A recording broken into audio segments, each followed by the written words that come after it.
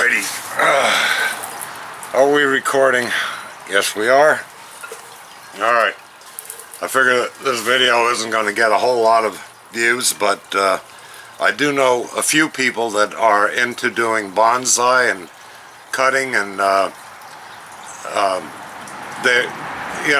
they've got it down to a beginner's form, which I'm not going to say I'm a professional, far from it, but I'm not a beginner either. And I thought I'd hit on a few things that might be helpful, not only to my friends out there that I've talked to about it, but also to people that might have questions that want to get into it. It's another nice little hobby to have, something that, plants you can get fast growing, slow growing, whatever you like, that doesn't require a lot of maintenance and attention, just periodically, and if you let them go, you can always kind of trim them back or whatever.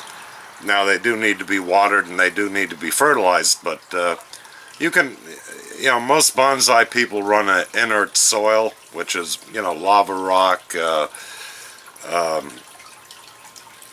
I can't remember all the soils or soil mixtures that I have out there, perlite, there's two or three others that I have. I got to look it up, but that doesn't give any nutrients to the plant, so yeah, you're going to have to fertilize them quite a bit to keep them going. Now, on the other hand, you can pot them with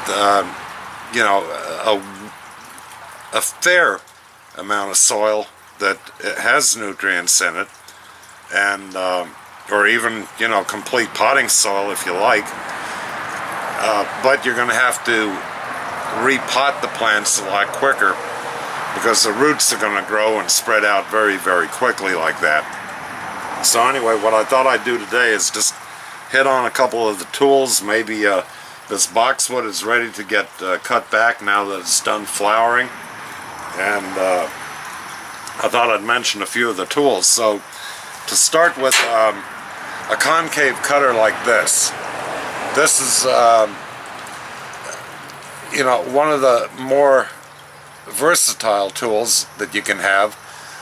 Now, unfortunately, these are kind of soft. If you get a super pro set of these, which can get expensive, they're going to be a lot harder material, and they won't bend quite as big if you try to cut something that isn't really up to form, or beyond its measure. These are great for cutting branches very close, even some trimming of smaller branches.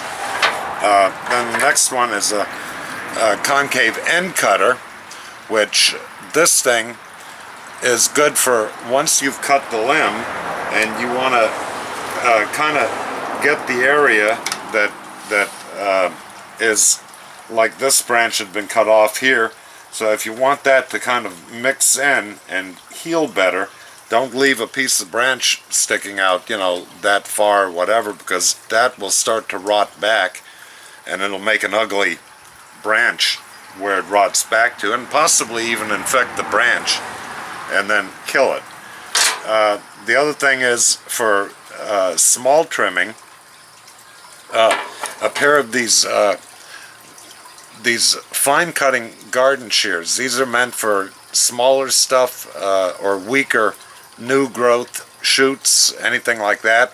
These are just regular eBay garden shears. You get the scissor type.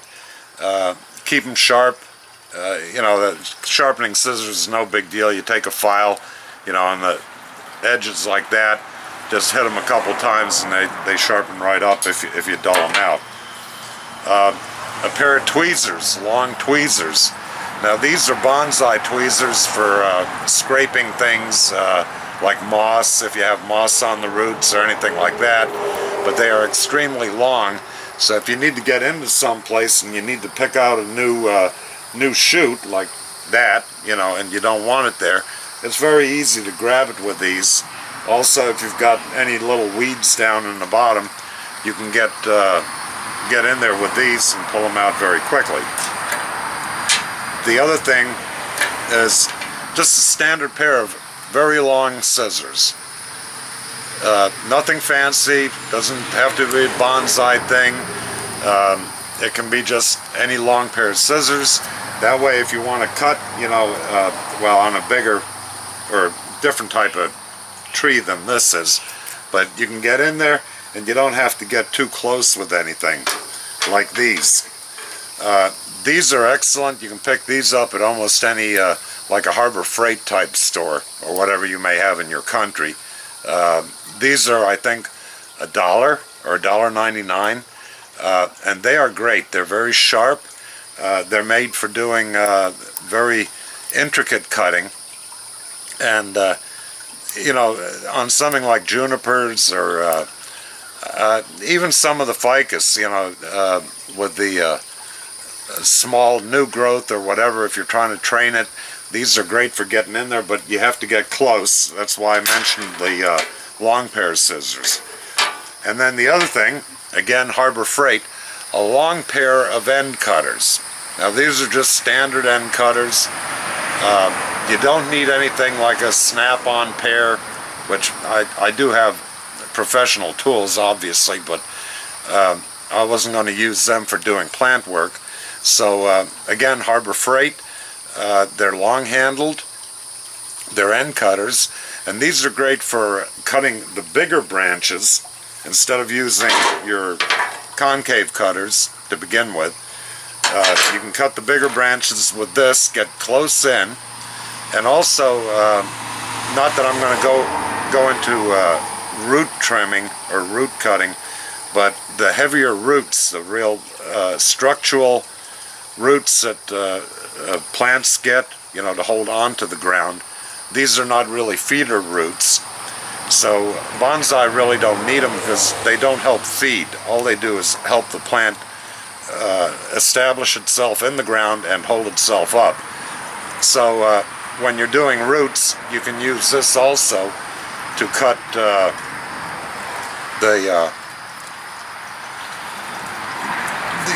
heavy roots that you're not going to be able to cut with a pair of scissors like you would the thinner, finer feeder roots. And all you need for that is a pair of old cast iron scissors, the kind they used to use for cloth cutting.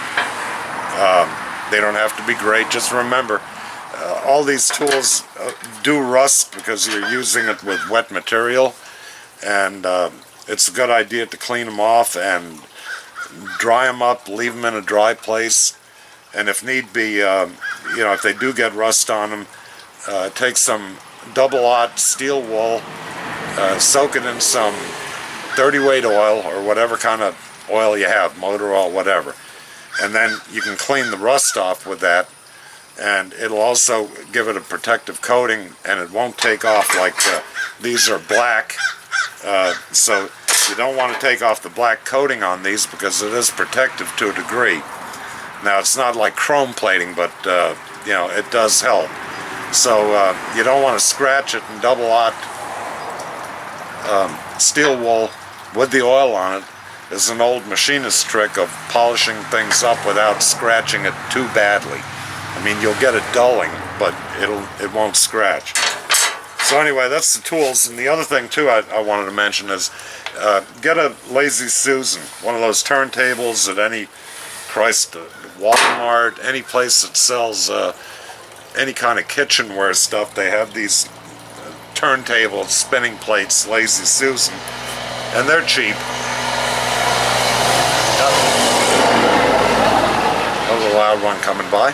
So get one of them for the plant. That way you can move the plant around, look at it from all directions, and see how you want to cut and where you're going to do your cutting.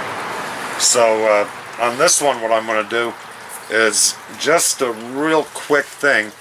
Is I'm going to establish that this is the front of the plant here, because this has a nice open area. You can see the trunk, you can see the roots nicely. There's not a lot of growth going that way, so basically trimming that is going to help. And let me zoom in on that just a little bit. Okay, there we go. I think that will be a little bit better. So this side, obviously, you don't want that for the front, and this side here doesn't show any very intricate detail, even though it's not a bad look, but you know, you really don't want the front of the plant, if you're displaying it, to be boring or whatever. So part of the bonsai thing is to do that kind of thing. And you really don't want a lot of growth towards you, and you don't want a lot of downward growth. So anything that's growing downward, you try to take care of that. So in this case, what I want to do is, and you want to start slowly, and you don't really need the big cutter for that. One of these will do fine. You want to cut down right above the growth so that you don't leave a stem there that starts to rot back. And the reason I cut that one there is to keep it away from the front of the plant, to keep this from filling in. Now, we don't want to make pads per se out of this one here, because this is not a kind of plant that will make pads. That junipers are better suited for making pads. The loropetalums, well, there are a lot of plants that are good for making pads if you're going to build the cloud type, you know, pads all the way up. And this boxwood obviously is not one of them, because it's a slow grower, and it really doesn't make pads. So again, we want to kind of keep the shape of the tree always in a triangle. So we don't want to cut too much of the top stuff going this way, and we want to again go down to where the leaves meet. Boom, we cut there. Okay, and you can take it slow. Now, I don't like this area here because this is it's interfering with each other, and you want a little bit of air in there. So again, we're going to cut there. That keeps it away from this area, and this one here is definitely growing into a funny area, so I want to snip that off. I want to look at it again. And this is another one here that can be cut back relatively far to here. Let me get a good cut on that. There we go. Because that's coming out towards the front of the plant. These down here, and I like to leave, you know, here's the thing about bonsais. If you keep them small all the time, they're never going to grow a bigger trunk. The plant grows a bigger trunk because the plant becomes big, so it needs a bigger trunk to support it. Now, this plant will never really become huge, but the problem is that if it did become huge and I cut it back down to the where there's no green growth, it'll die. The bottom of it will die. So with these, you got to kind of be careful, kind of got to watch it.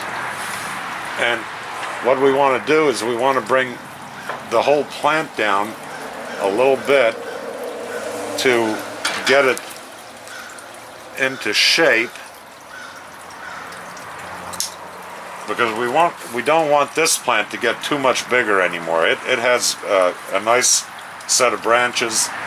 The plant is probably around, I'd say, 4 years old now, 3.5, 4 years old. So we're going to do that cutting, and what I'm going to do is I'm going to stop the video, because I'm sure you don't want to watch me trim each little thing. It's going to take too long, and I'll start it back up again. Alright, so there it is. We got the tree trimmed down on a boxwood. This is about as far as I want to go, and it's going to start to fill out a little bit more to give us a nice crown. And if you'll notice, I've got myself a nice little ladybug right there, taking care of those aphids. And we like ladybugs here, because we do have a lot of aphids. Yeah, so, you know, if you cut a little bit off at a time, you won't hurt the plant too bad. And I've got a good handful of cuttings here. It doesn't look like I cut a lot off, but it is quite a bit. So that is where we're going to leave this plant, and it'll probably take another year or another growing season before it fills in again, and then we can do some more shaping and trimming and cutting. Yeah, it's bonsai, you know, sometimes it takes a little bit of patience. I did want to say that these tweezers, they're nice for if you got like a dead leaf or one that's getting yellow.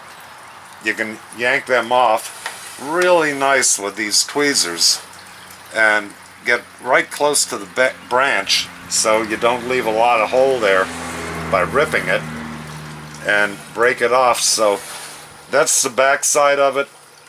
It's still got the good shape coming up, and there's the front again. Now hopefully this little yellow spot here, this branch will be okay. I think it might, well, I've been fertilizing it this season, but it's I think maybe getting a little bit dried out. I haven't watered as much because we've had rain. Soil feels okay. It's kind of wet. So this one's building up a lot of moss on the root too. So I'm really not a big fan of the moss because it holds moisture and it promotes rot. So anyway, there it is. A quick little thing on tools and shaping a little bit. Now, I don't wire these up because the bigger branches on the boxwood, they break very, very easy. So unless you have a new shoot like this that you can gingerly wire up, and it'll take a long time. Like I said, they're very slow growing. And, you know, on a boxwood, I think that cutting to shape is more advantageous than wiring to shape. Or at least in my opinion it is. So let the tree kind of have a natural flow to it, and that's it. So alright, hopefully I didn't bore the crap out of everybody. I'll talk to you later. Bye bye. I did want to mention one other thing here, that if you're going to do a lot of heavy pruning, and there we go, let's do that and let's zoom out again.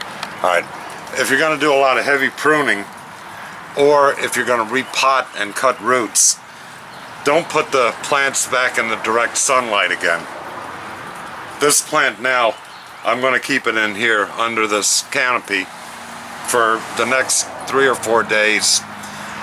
Usually if you're going to repot and cut roots heavily, or if you're going to prune extremely heavily, I'd recommend at least a week in very subdued sunlight, shade, you know, that has ambient sun or anything like that.